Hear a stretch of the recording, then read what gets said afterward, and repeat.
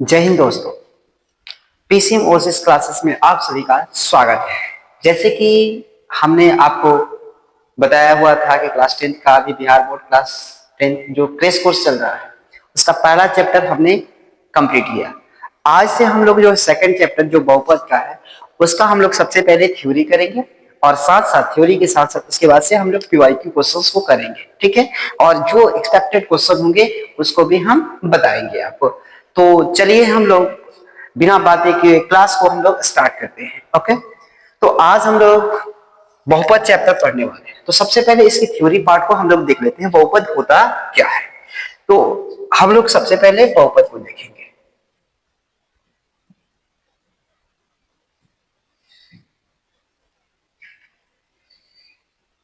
चलिए बहुपद इसको रेज करते हैं, हम लोग चालू करते हैं बहुपद से। बहुपद क्या होता है? देखिए बहुपद का मतलब, देखिए इसमें बहुपद जो है दो वर्ड से मिलकर बना होता है। बहु प्लस पद, यानी बहुत से पद जिसमें हो उसको हम लोग बहुपद कहते हैं, ठीक है। तो इंग्लिश में से हम लोग क्या कहते हैं? पोलिनोमियल कहा जाता है, ठीक है। बहुपद तो बिना देरी किए हम पहले बता देते हैं। बहुपद जो होते हैं, बहुपद ये दो टर्म से मिलकर बने होते हैं। एक जो होते हैं कांस्टेंट और एक वेरिएबल, जिसे एक चर कहते हैं और एक अचर कहते हैं, ठीक है। चर कौन होते हैं? एबीसीडी के जो लेटर होता है ए टू जेड, इसको हम लोग क्या कहते हैं? चर। और अचर किसे कहा जाता है? जो 1 2 कोई नंबर है इसको हम लोग क्या कहते हैं? अचर कहते हैं। और ये दोनों कॉम्बिनेशन एक साथ मिले, जैसे 2a, ये क्या हो गया? एक बहुपद बन गया। जैसे अगर 2x एक्स स्क्वायर, ये क्या बन गया? बहुपद बन गया। जैसे हमने दिया यहाँ पे 3x प्लस 2y, ये क्या बन गया? एक बहुपद बन गया, ठीक है।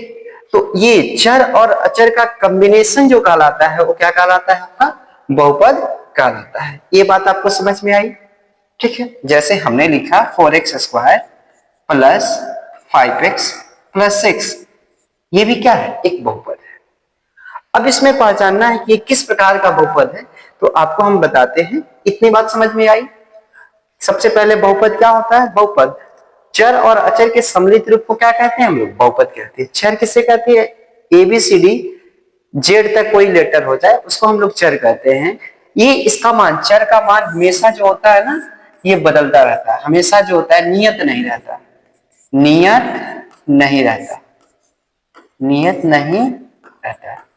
लेकिन इसका जो मान होता है ना, ये हमेशा जो होता है ना, अचर। अचर मतलब कभी ना बदले, यानी हमेशा ये नियत रहता है, ठीक है। तो चलिए हम लोग अब पढ़ते हैं बहुपद के प्रकार, ठीक है। बहुपद देखिए, बात करते हैं हम लोग बहुपद। बहुपद जो होता है ना, इसको दो आधार पे डिवाइड किया जाता है। एक जो है पद के आधार पे और एक हम लोग घात के आधार पे डिवाइड करते हैं। बात समझ में आई? बहुपद को कितने के आधार पर डिवाइड करते हैं? दो प्रकार से, एक पद के हिसाब से, एक घात के हिसाब से। पद के हिसाब से बहुपद को अगर देखें तो पहला होता है एक पदी बहुपद। एक पदी बहुपद, एक पदी बहुपद यानी जिसमें केवल एक पद हो उसे क्या कहते हैं? एक पदी बहुपद। जैसे x, जैसे हमने लिखा x, एक पदी बहुपद है।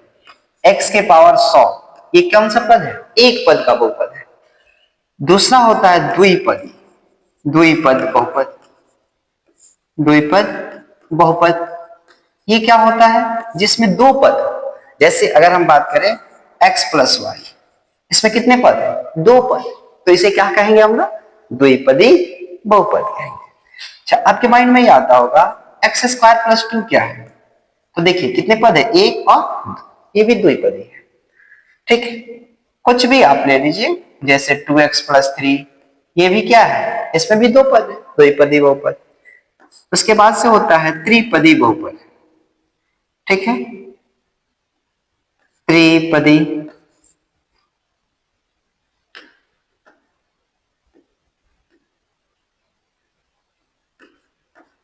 त्रिपदी बहुपद, ठीक है। त्रिपदी बहुपद क्या होता है? जिसमें तीन पद हो, जैसे x plus Y plus Z, कितने पद है देखिए, तो 3 पद है, इसे त्रिपदी बहुपद कहेंगे। जैसे 3x square plus 4x minus 3, ये कितने पद है इसमें, 1 2 3, 3 पदी बहुपद कहलाते हैं। ठीक है, ये बात समझ में आया। अब आते हैं इधर घात की तरफ से, इसमें चतुष्पदी भी होता है, ठीक है ना, बहुत सारे पद होते हैं जिसमें, अच्छा जिसके आगे हम बताते हैं। अब हम लोग पावर के हिसाब करते हैं। देखिए, जिसके एक पद हो उसे रैखिक बहुपद कहते हैं, याद रखिएगा। इसे क्या कहते हैं, जिसके एक मैक्सिमम घात, सॉरी जो पीछे बोल दिए, जिसमें रैखिक बहुपद एक होता है, रैखिक बहुपद ये क्या होते हैं, अधिकतम घात, जिसके अधिकतम घात क्या हो, अधिकतम घात एक हो, उसे हम लोग क्या कहते हैं, रैखिक बहुपद कहते हैं। इतनी बात समझ में आई। रैखिक बहुपद किसे कहते हैं, जिसकी अधिकतम घात, यानी कोई भी बहुपद है उसकी अधिकतम घात एक हो, उसे रैखिक बहुपद कहते हैं। जैसे एग्जांपल के तौर पे, जैसे 2x प्लस 3, तो इसमें देखिए, इसमें जो चर राशि है, जैसे चर राशि क्या है, x, x का अधिकतम घात कुछ नहीं है तो क्या है, पावर 1 है, तो इसे हम लोग कहेंगे रैखिक बहुपद कहेंगे। अच्छा, इसका जो व्यापक रूप होता है, रैखिक समीकरण का व्यापक रूप, ये आपके ऑब्जेक्टिव क्वेश्चन में पूछा जाता है। रैखिक समीकरण का व्यापक रूप क्या होता है, तो हमेशा याद रखिएगा ax प्लस b होता है, जहां a और b क्या होता है, a और b ये जो होता है ना, वास्तविक संख्या होता है। a और b क्या होता है, वास्तविक संख्या। a और b क्या है, वास्तविक संख्या है। बात समझ में आई। तो याद रखेंगे, रैखिक बहुपद का अधिकतम घात कितनी होती है, 1 होती है। एग्जाम्पल 2x प्लस 3 हो गए, जैसे हम 4y प्लस 5 ले लिए, ये भी क्या है, पावर देखिए 1 है। इसका व्यापक रूप ax प्लस b होता है। एक और पूछा जाता है, रैखिक बहुपद के कितने शून्यक हो सकते हैं, तो हमेशा याद रखिएगा रैखिक बहुपद के केवल एक शून्यक होगा। अब कैसे आपको जानेंगे कि एक ही शून्यक होगा, तो देखिए, अधिकतम जितनी घात होती है, एक घात है तो एक शून्यक, अधिकतम घात 2 होता तो 2 शून्यक होता, जैसे आगे हम बता रहे हैं। जैसे ये देखिए, दूसरा होता है द्विघात बहुपद। दूसरा जिसे हम लोग कहते हैं द्विघात बहुपद। क्या होता है द्विघात बहुपद, जिसके अधिकतम घात क्या हो, 2 हो, यानी इसके अधिकतम घात 2 हो जाए, उसे हम लोग क्या कहते हैं, द्विघात बहुपद। इसके व्यापक रूप क्या होते हैं, व्यापक रूप याद रखेंगे, व्यापक रूप क्या होता है, ax square plus bx plus c होता है, जहां a b c ये क्या होता है, रियल नंबर से होता है।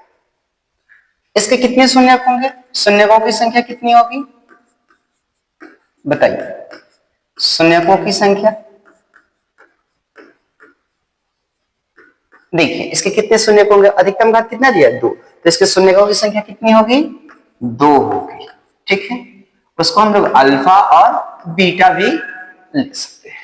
ठीक है, जैसे अगर कोई मान लीजिए, जैसे एग्जांपल के तौर पे अगर हम एग्जांपल लें, तो जैसे x square plus 4x plus 3, ये क्या है, द्विघात बहुपद है। कैसे, इसका अधिकतम घात कितना दिया है, 2 दिया है, तो ये द्विघात बहुपद है।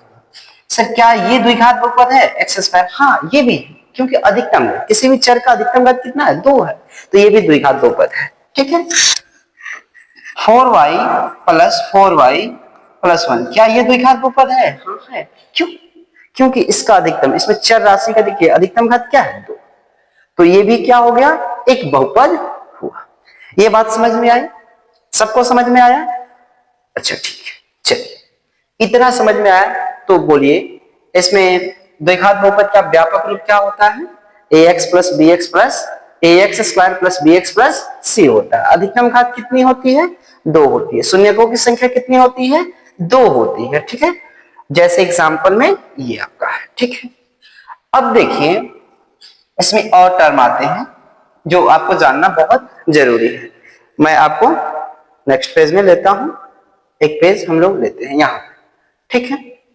जैसे इसमें ध्यान दीजिएगा, जैसे कोई द्विघात बहुपद है A x square plus B x plus C है, ठीक है।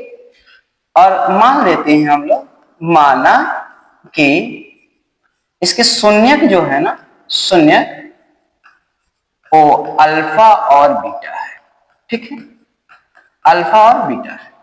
तो शून्यकों की संख्या कितनी होगी? शून्यकों की संख्या नहीं, शून्य की संख्या तो आप जानते हैं, शून्यकों का योगफल बताइए।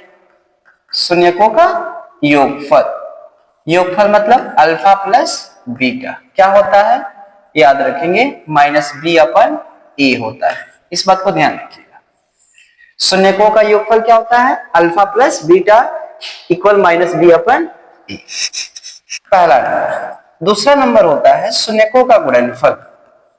शून्यकों का गुणनफल, शून्यकों का गुणनफल, ये क्या होता है? शून्यकों का गुणनफल, शून्य क्या है? अल्फा और बीटा, इनका गुणनफल इक्वल होता है सी अपन ए होता है। इस बात को आप ध्यान दीजिएगा। बात समझ में आई? ठीक है। अब एक और प्रश्न आता है, इसका द्विघात समीकरण क्या होता है? द्विघात समीकरण का फॉर्मूला तो याद रखेंगे, द्विघात समीकरण का फॉर्मूला होता है x square minus alpha plus beta x plus alpha into beta equal 0। ये द्विघात समीकरण का फॉर्मूला होता है, इसको याद रखेंगे, इससे क्वेश्चंस बहुत सारे आपके बन जाएंगे। ये समझ में आया? तो ये आपके द्विघात समीकरण है। इसमें जो है आपका क्वेश्चंस, इससे सबसे ज्यादा क्वेश्चंस आते हैं एग्जाम में, हमेशा आपको देखने को मिलेगा शून्यकों का योगफल क्या होगा, शून्यकों का गुणनफल क्या होगा, या द्विघात समीकरण बनाए, बहुपद निकालें, शून्य ज्ञात करें। एक खास बात और बता देते हैं आपको, देखिए अब आता है द्विघात बहुपद ज्ञात करें। जैसे क्वेश्चन देगा x square plus 4x plus 4, इसके शून्य के ज्ञात करें। तो इसका शून्य ज्ञात करने के लिए आपके पास बहुत से मेथड्स हैं, ठीक है। या तो आप फैक्टर मेथड कर सकते हैं, अभी तो आप फैक्टर मेथड जानते हैं। तो फैक्टर मेथड में क्या किया जाता है, जब भी अगर इसका हमें शून्य निकालना है, तो इसका शून्य निकालने के लिए हम लोग क्या करते हैं, सबसे पहले फर्स्ट और लास्ट में मल्टीप्लाई कर देते हैं। यानी एक्स स्क्वायर में 4 से मल्टीप्लाई करेंगे तो क्या बनेगा, 4x स्क्वायर, ठीक है, 4x स्क्वायर बनेगा। अब हमें क्या करना है कि गुणा करने पर 4 और जोड़ने और घटाने पर भी 4 आना चाहिए। ऐसा कौन सा नंबर है? तो 2 और 2, देखिए हम इंग्लिश में 2 बोल दे रहे हैं, आपको हिंदी में बोलते हैं 4, ठीक है, 4। तो गुणा करने पर 4, जोड़ने और घटाने पर 4, तो ऐसी संख्या कौन है? 2 और 2 है। 2 दूना 4 और 2 2 जोड़ेंगे तो 4। यानी इसका हम लोग सोल्यूशन इस प्रकार से करेंगे, 4x प्लस 4 इक्वल, इसको तोड़ेंगे दो पार्ट में, x square plus 2x plus 2 अब प्लस 4, पेयर बना देंगे, पेयर में से कॉमन करेंगे, x कॉमन करेंगे, यहां से x प्लस 2 हो जाएगा, प्लस यहाँ 2 कॉमन करेंगे, दोनों में से x प्लस 2 हो जाएगा, दोनों में से x प्लस 2 कॉमन कर लेंगे, तो x प्लस 2 यहां से निकाल लिए तो ये बचा x, यहां से x प्लस 2 निकाल लिए तो ये 2 बचा। अब हमें तो शून्य ज्ञात करना है, हमें क्या निकालना है? शून्य। शून्य निकालने के लिए संगत समीकरण लेना पड़ेगा। जैसे ही हम यहाँ पे संगत समीकरण लेंगे तो इसका मीनिंग क्या हो जाता है, x प्लस 2 इक्वल 0 एंड इधर भी x प्लस 2 इक्वल में 0 हो जाएगा। तो x की वैल्यू यहां से -2, यहां से भी x की वैल्यू -2, तो ये इसके शून्य निकलता है। तो इस तरीके से हम इसका शून्य निकालते हैं। तो 2024 में जो प्रश्न आए हुए हैं, देखते हैं कौन कौन से प्रश्न आए हुए हैं। देखिए जैसे ये क्वेश्चंस, देखिए 2024 के ये क्वेश्चंस, देखिए ये क्वेश्चन क्या कर रहा है, द्विघात बहुपद 4y square minus 4y plus 1 के शून्य के ज्ञात करें तथा शून्यकों और गुणांकों के बीच संबंध भी स्थापित करें। तो सबसे पहले हमें शून्य निकालने, 2 मार्क्स के क्वेश्चन यहाँ आते हैं, तो इसके लिए हम सॉल्यूशन करेंगे। देखिए दिया है 4y² माइनस 4y प्लस 1। तो हम क्या बताएं आपको कि फर्स्ट और लास्ट में मल्टीप्लाई कीजिए। 4 1 जा 4, यानी 4 1 जा 4 करेंगे तो 4y² हो जाएगा। अब मल्टीप्लाई और ऐड करने पर या सब्ट्रैक्ट करने पर ये आए -4y आए, और मल्टीप्लाई करने पर 4y²। ऐसा कौन सी नंबर है? -2y। 2 दूना 4 हो जाएगा और 2 2 4 हो जाएगा, यानी 4y² -2y प्लस 1 करेंगे। पेयर बनाएंगे, पेयर में से कमन कीजिए, इसमें से 2y कमन हो जाएगा तो यहाँ बचेगा 2y -1, यहाँ -1 कमन तो 2y -1। दोनों में देखिए 2y -1 कमन हो गया, यहां से ये कमन करेंगे 2y -1। अब इसका क्या करना पड़ेगा? हमें शून्य निकालना, तो इसका संगत समीकरण लेना पड़ेगा। इसका संगत